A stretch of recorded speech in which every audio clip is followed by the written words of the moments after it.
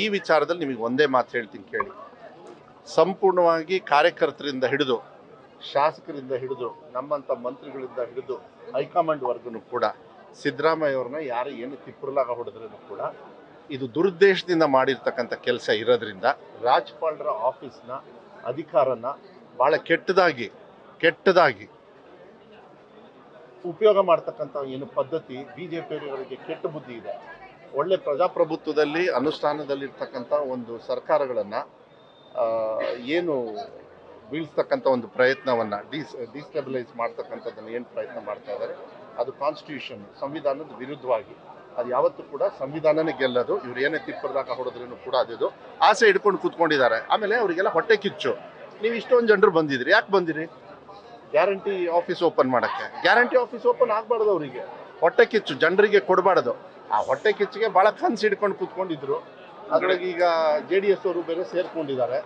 ಏನಾದ್ರು ನೋಡ್ತಾರೆ ಏನಾರು ಆಗುತ್ತಾ ಅಂತ. ಈ 67 137 ಅದು ಸ್ವಲ್ಪ ಕಾಮನ್ ಸೆನ್ಸ್ ಹೇಳ್ಕೋಬೇಕು. ನೋಡಿ, ಪ್ರಾಸಿಕ್ಯೂಷನ್ ಇದೆಲ್ಲ ರಾಜಕಾರಣದ ಒಂದು ವ್ಯವಸ್ಥೆಯನ್ನ ಪಿತೂರಿಯನ್ನ ಅವ್ರು ಮಾಡ್ತಾ ಇದ್ದಾರೆ. ಯಾಕೆ ಕೇಜ್ರಿವಾಲ್ ಅವರು ಇದ್ದಾರೆ, ಅವ್ರು ಫೇಸ್ ಮಾಡ್ತಾ ಇಲ್ವಾ? ಪ್ರಜಾಪ್ರಭುತ್ವದಲ್ಲಿ ಅನುಷ್ಠಾನದಲ್ಲಿ ಇರ್ತಕ್ಕಂಥ ಒಂದು ಸರ್ಕಾರಗಳನ್ನು ಬೀಳ್ಸೋದು ಅದು ಭಾಳ ದೊಡ್ಡ ತಪ್ಪು. ಇಂಥದಕ್ಕೆ ಕೆಟ್ಟ ಬುದ್ಧಿಗೆ ಬಿಡಬೇಕಾಗತ್ತೆ, ಅದಾಗೋದಿಲ್ಲ. ಭಾಳ ಒಂದು ದೊಡ್ಡ ನಾವು ಕೂಡ ಅದಕ್ಕೆ ಉತ್ತರ ಕೊಡ್ತಕ್ಕಂಥ ಜನರ ಜೊತೆಗೆ ಹೋಗೋದು. ನಾವು ಪಾದಯಾತ್ರೆ ನಾನು ನೋಡಿದ್ದೀನಿ, ಅವರೆಲ್ಲ ಯಾವ ರೀತಿ ಪಾದಯಾತ್ರೆ ಮಾಡ್ತಾ ಇದ್ದಾರೆ ಅಂತ ಹೇಳಿ. ಇವತ್ತು ಜನರಿಗೆ ಏನು ಫ್ಲಡ್ಸ್ ಬಂದಿದೆ, ಅದಕ್ಕೆ ಸ್ಪಂದನೆ ಮಾಡಬೇಕು, ಅದ್ರ ಬಗ್ಗೆ ಯೋಚನೆ ಮಾಡಬೇಕು. ಅದನ್ನ ನಾವು ಮಾಡ್ತಾ ಇದ್ದೀವಿ.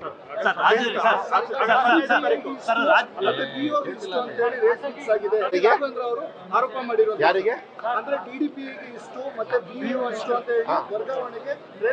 ಹೌದು ಹೌದು, ಅವ್ರ ಅಪ್ಪವರು ಅಧಿಕಾರದಲ್ಲಿದ್ದಾಗ ರಾಘವೇಂದ್ರರು ವಿಜೇಂದ್ರರು ಇದೇ ಕೆಲಸ ಮಾಡಿ ಯಡಿಯೂರಪ್ಪರು ಯಾಕೆ ಜೈಲಿಗೆ ಹೋದ್ರಂತೆ?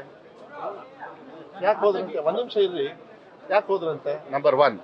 ನಂಬರ್ 2, ಯಡಿಯೂರಪ್ಪರು 3 ವರ್ಷ ಆದ ತಕ್ಷಣ ಇಳಿಸ್ಬಿಡ್ತಾರೆ. ಯಾಕೆ? ಇದೇ ವಿಜೇಂದ್ರನ್ ಸವಾಸಕ್ಕೆ ತಾನೆ. ಯತ್ನಾಳ್ ಅವ್ರು ಏನು ಹೇಳ್ತಾ ಇದ್ದಾರೆ ರೀ? ನಮಗೆ ಯಾಕ್ರಿ ಪ್ರಶ್ನೆ ಕೇಳ್ತೀರಾ? ನಿಮ್ಮ ಪಕ್ಷದ ನಾಯಕರು ಫಸ್ಟ್ ಯತ್ನಾಳ್ ಅವ್ರಿಗೆ ಹೇಳಿ. ಯತ್ನಾಳ್ ಅವ್ರು ಹಿಗ್ಗಾಮುಗ್ಗ ನಾಯಿ ಥರ ನಿಮಗೆ ಯಾವ ರೀತಿಯಲ್ಲಿ ಬೈತಾ ಇದ್ದಾರೆ, ಕೇರೆ ಮಾಡ್ತಾ ಇಲ್ಲ. ಅವ್ರು ಏನಂದ್ರೆ ಹಿರಿಯರಂತೆ, ಹಿರಿಯರ ಕೈಲಿ ಬೈಸ್ಕೊಳಕ್ ನಾಚಿಕೆ ಆಗಲ್ಲ ಒಬ್ಬ ಜಿಲ್ಲಾ ರಾಜ್ಯದ ಒಬ್ಬ BJP ಅಧ್ಯಕ್ಷನಾಗಿ ನಮ್ಮ ಬಗ್ಗೆ ಹೇಳೋದಕ್ಕೆ. ಯಾರಾದರೂ ಒಬ್ರು ಈ ಥರ ತಗೊಂಡಿದ್ದಾರೆ ಅಂತಕ್ಕಂಥದ್ದಾದ್ರೆ ಅವನ ಏಜೆಂಟ್ ಇರಲಿ ಯಾವನಾರಿರಲಿ 2 ನಿಮಿಷ ಕಿತ್ತು ಒಗಾಸ್ತೀವಿ ನಾವು. ಅವರು ನಾನು ನೋಡಿದೆ ಅವ್ರ ಬೇಡಿಕೆಗಳು ಏನಿದಾವೆ ಅಂತ ಹೇಳಿ, ಅದನ್ನ ನಾಳೆ ಅವರಿಗೆ ಟೈಮು ಕೂಡ ಕೊಟ್ಟಿದೆ. ಅಂದರೆ ಅವರು ಅಸೋಸಿಯೇಷನ್ ಅವರಿಗೆಲ್ಲ ನಮ್ಮ ಇಲಾಖೆಯಿಂದ ಅವ್ರಿಗೆ ಏನೇನು ಸಹಕಾರ ಬೇಕೋ ನಾವು ಮಾಡ್ತೀವಿ. ಅದು ಪ್ರಜಾಪ್ರಭುತ್ವದಲ್ಲಿ ನಾನು ಇಲ್ಲ ಅಂತ ಹೇಳೋದಕ್ಕಾಗೋದಿಲ್ಲ. ಆದರೆ ಅವ್ರು ಏನು ಸಮಸ್ಯೆ ಇದೆ ಅವ್ರಿಗೇನಾದ್ರು ನಾವು ಸ್ಪಂದನೆ ಮಾಡ್ತಕ್ಕಂಥದ್ದು. ಹೋದ ವರ್ಷನೂ ಕೂಡ 1 ವರ್ಷಕ್ಕೆ ಲೀನಿಯನ್ಸ್ ಕೊಟ್ಟಿದ್ವಿ. ಇದೆಲ್ಲ ಇರ್ತದೆ. ಅವ್ರು ಏನು ಬೇಡಿಕೆಗಳನ್ನ ಇರ್ತಾರೆ ನಾಳೆ ಅವರು ಮತ್ತು ಇವನ್ ನಮ್ಮ ಸರ್ಕಾರಿ ಟೀಚರ್ಸ್ಗೂ ಕೂಡ ಒಂದು ನಾಳೆ ಸಮಯ ನಿಗದಿಪಡಿಸಿದೆ. ನೋಡ ಸ್ಪಂದನೆ ಅಲ್ಲ, 1 ನಿಮಿಷ ಹೇಳ್ತೀನಿ. ಸ್ಪಂದನೆ ಅಂದರೆ ಏನು? ಅವ್ರು ಕೇಳ್ತಕ್ಕಂಥದ್ದು ಆಗಬೇಕು. ಕೇಳ್ತಕ್ಕಂಥದ್ದು ಕಾನೂನಲ್ಲಿ ಇಡೀ ರಾಜ್ಯ ಮಟ್ಟದಲ್ಲಿ ಕಾನೂನು ಬದಲಾವಣೆ ಆಗಿದೆ. ಕಾನೂನು ಬದಲಾವಣೆ ಆಗಬೇಕಂದ್ರೆ ನಾನು ಒಬ್ಬನೇ ಕುತ್ಕೊಂಡು ಮಾಡೋಕ್ಕಾಗಲ್ಲ. ರಾಜ್ಯ ಸರ್ಕಾರದಲ್ಲಿ ಕೆಲವು ತೀರ್ಮಾನ ತಗೊಳ್ತವೆ. ಅವ್ರು ಕೇಳಿರೋದನ್ನ ನೀವು ಕರೆಕ್ಟಾಗಿ ಅರ್ಥ ಮಾಡ್ತೇವೆ. ಅವ್ರ ಕೈಲೂ ಕೂಡ ಮಾತುಕತೆ ಯಾಕೆ ಕರೀತಾರೆ? ಇದಕ್ಕೆ ಕರೆಯೋದು. ಕರೆದು ಮಾತುಕತೆ ಮಾಡ್ತಕ್ಕಂಥದ್ದು ಆಯಿತು. 1 ನಿಮಿಷ. ಈಗ 7th ಪೇ ಆಯೋಗ ಯಾರು ಮಾಡಿದ್ರಂತೆ? ಅದು ಶಿಕ್ಷಕರ ಪರವಾಗಿ ನಾವ್ಯಾರು ನಿಲ್ಲಿಲ್ಲ. 40% ರಾಜ್ಯದಲ್ಲಿ ಇರ್ತಕ್ಕಂಥ ನೌಕರರು 40% ನೌಕರು ಯಾರು? ಮೈ ಡಿಪಾರ್ಟ್ಮೆಂಟ್. ಅವ್ರ ಕಾಳಜಿ ಇರೋದ್ರಿಂದ ನಾನೊಬ್ಬ ಪ್ರಣಾಳಿಕೆ ಉಪಾಧ್ಯಕ್ಷನಾಗಿ ಮಾನ್ಯ ಮುಖ್ಯಮಂತ್ರಿಗಳು ಇವತ್ತು ಮಾಡಿದ್ದಾರೆ. ಅವ್ರಿಗೆ ಅಭಿನಂದನೆ. ಈ ಎಲ್ಲದೂ ಕೂಡ ಹಂತವಾಗಿ ತಗೊಂಡು ಹೋಗ್ತಾರೆ.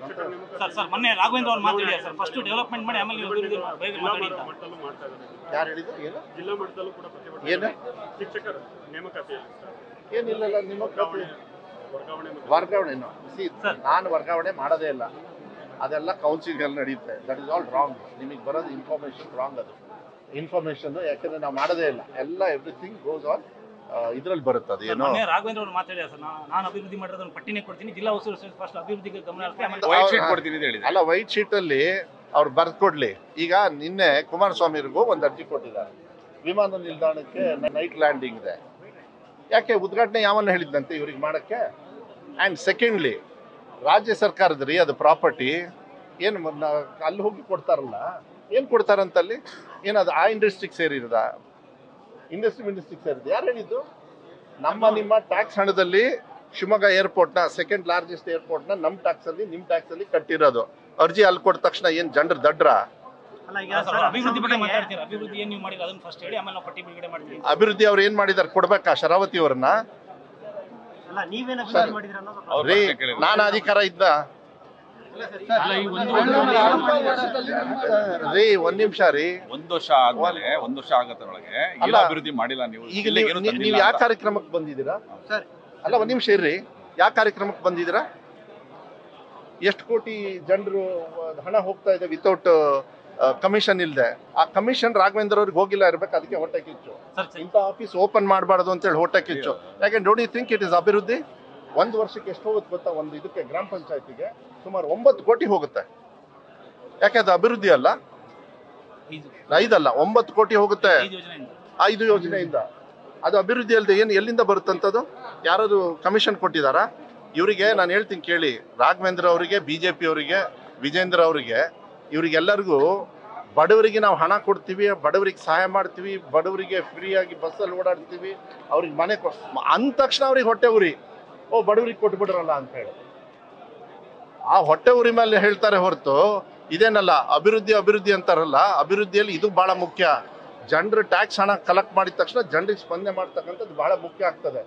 ನೀವು ಅದನ್ನು ತಗೊಳ್ಬೇಕಾದ್ರೆ ಈಗ ನಾರಾಯಣ ಸ್ವಾಮಿ ಅವ್ರು ಮಾತಾಡಿದ್ದಾರೆ ಸರ್, ಅಷ್ಟು ಈ ಸರ್ಕಾರದಲ್ಲಿ ಈ ಸರ್ಕಾರ ಸ್ಟ್ರಾಂಗ್ CM ಇಲ್ಲ, ದಲಿತರ ಹಣಗಳನ್ನ ಈ ಸರ್ಕಾರ ಲೂಟಿ ಹೊಡಿಸಿದೆ ಅಂತ ಹೇಳ್ಬಿಟ್ಟು ಅಂತ ಬದಲಾಗಬೇಕು ಅಂತ.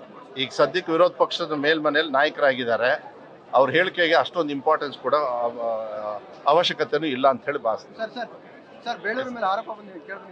ಇಲ್ಲ, ನಾನು ಅದು ಪೇಪರಲ್ಲಿ ನೋಡಿದೆ, ನಾನು ಬೇಳೂರವ್ರಿಗೆ ಮಾಡ್ತೀನಿ. I don't think so. ಅದೇನು ಅಂತ ಕೇಳ್ತೀನಿ ನಾನು, ನನಗೆ ಗೊತ್ತಿಲ್ಲ.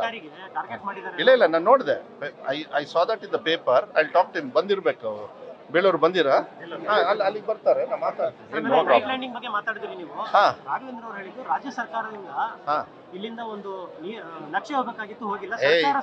ಒಂದ್ ನಿಮಿಷ ಅಲ್ರಿ, ಇವರೇ ಇದ್ರಲ್ಲ, ನರೇಂದ್ರ ಮೋದಿ ಅವ್ರನ್ನ ಕರೆಸಿ ಓಪನಿಂಗ್ ಮಾಡಿದ್ರಲ್ಲ, ಎಷ್ಟು ತಿಂಗಳಾದ್ಮೇಲೆ ಫ್ಲೈಟ್ಸ್ ಬರಕ್ ಲ್ಯಾಂಡ್ ಆದವು? ನರೇಂದ್ರ ಮೋದಿ ಅವ್ರದ್ದು ಒಂದ್ ಬಿಟ್ರೆ ಇನ್ಯಾರ್ದಾರ ಲ್ಯಾಂಡಿಂಗ್ ನೋಡಿದ್ರ?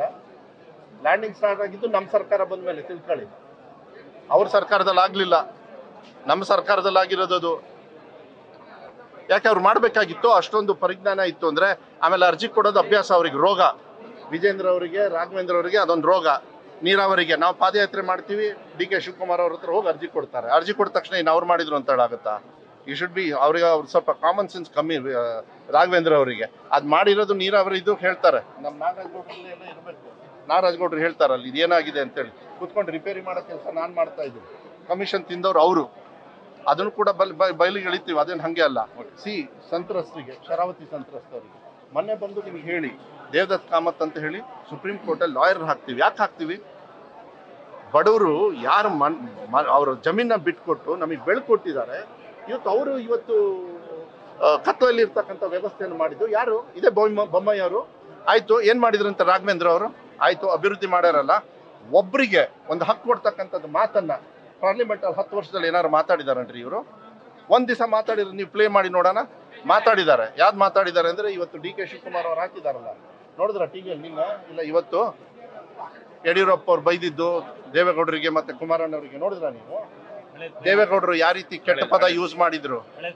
ಅಲ್ಲ, ಅದು ಹೌದು, ಮಾಡ್ಬೇಕಲ್ವಾ? ಅದನ್ನ ಕೇಳಿ ಸ್ವಲ್ಪ.